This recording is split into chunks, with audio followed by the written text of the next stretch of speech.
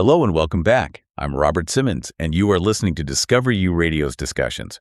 Joining me to unravel today's topic is the brilliant Rita Fox. It is so good to be here. I am really ready to get into this one. You know, usually when we sit down for these deep dives, we're looking at historical data, maybe a complex scientific paper.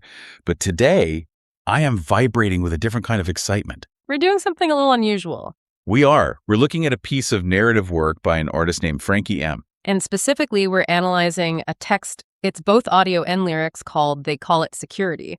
And I have to say, right off the bat, calling this a song just feels like a massive understatement. Oh, completely. I've been living with this source material for a few days, and it reads less like a song and more like, I don't know, a noir screenplay that's been boiled down to its absolute essence. I 100% agree. It is cinematic. It's gritty. It has this texture to it that you can almost feel. If I were a critic handing out ratings just for atmospheric storytelling, this is getting a 5-star review from me. No question.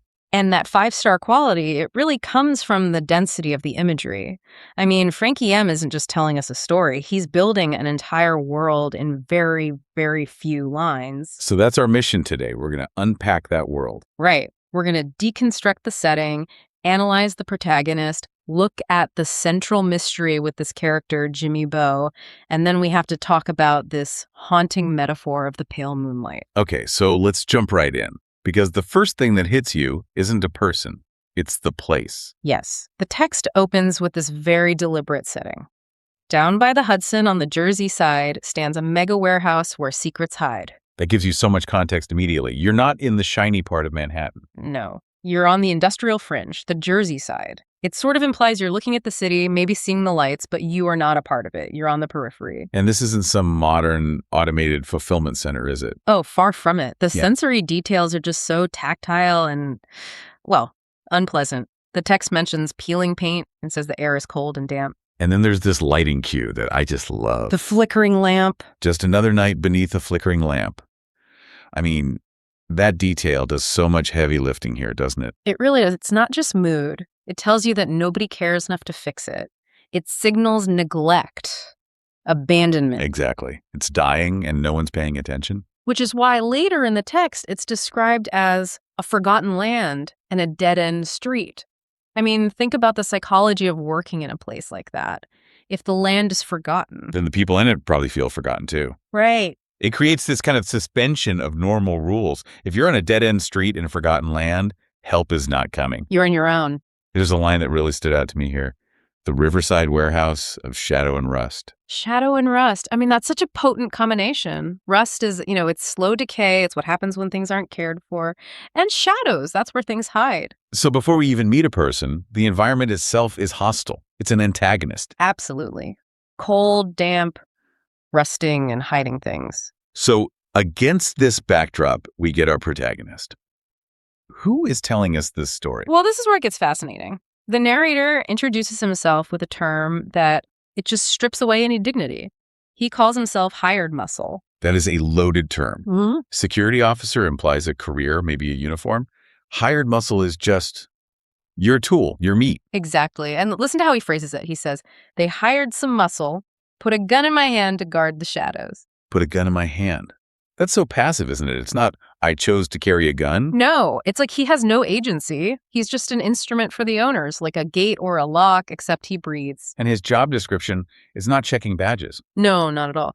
He says the job involves muggings and bodies. He calls it a hell of a beat. Muggings and bodies. I mean, wow. We went from peeling paint to dead bodies in about 4 lines. Things escalate quickly. This isn't about guarding inventory. It's about surviving a war zone. He explicitly calls the job a dangerous game of Russian roulette.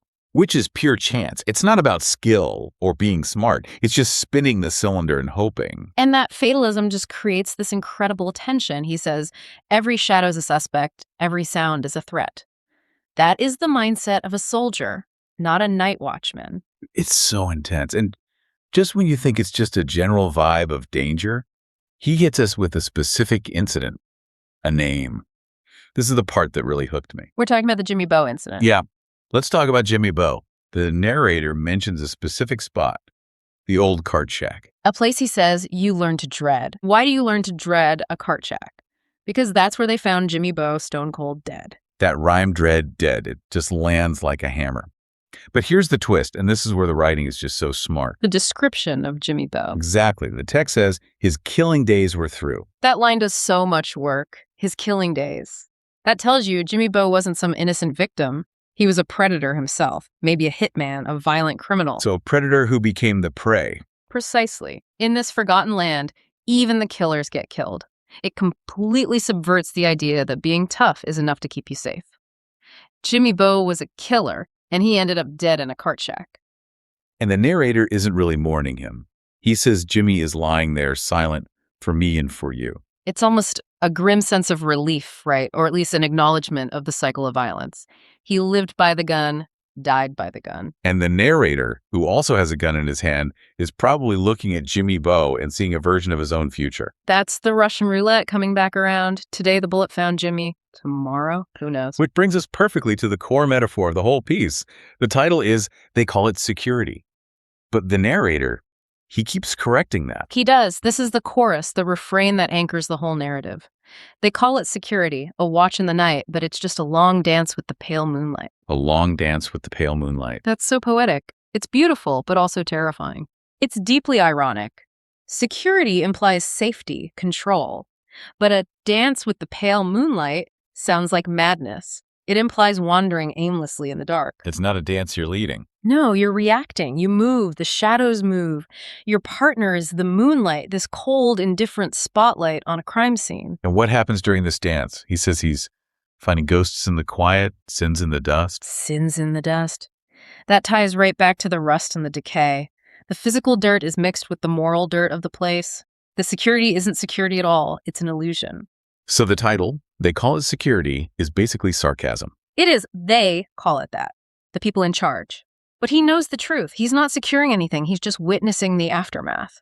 And speaking of they, near the end, we get a little glimpse of who's running this show. Yes, the owners. The people signing the checks. And the text says, the owners decided it was worth the price to roll the dice in this fool's paradise. Fool's paradise. What a brutal line. It is, because the narrator is playing Russian roulette with his life. The owners are rolling the dice with money.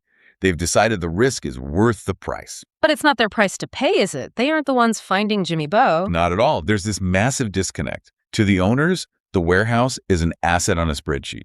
To the narrator, it's a fool's paradise of rust and death. Which really underlines that hired muscle idea. He's just a pawn in their game of dice. He's expendable. And yet, despite knowing all of this, Yeah.